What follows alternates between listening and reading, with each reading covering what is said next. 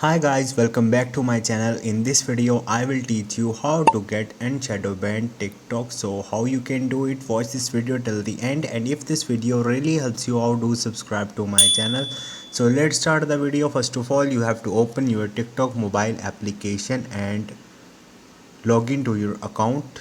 Once you will do it, after that you have to click on the profile from the right bottom, and once you will do it, on the right top you will see three lines. Just click on it and go to the settings and the privacy.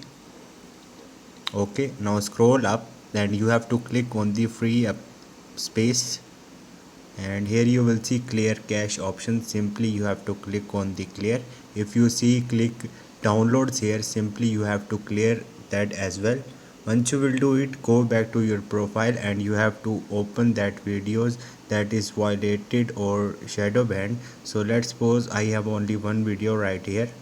This video have a problem. Let's suppose you have to click on the three dot icon and remove it from your profile, and once you will delete it from here, it will help you to get unshadow banned TikTok. So this is the way. Hope this video will helpful for you. If you have any question or any confusion, just drop a comment. I will try to help you. Thank you.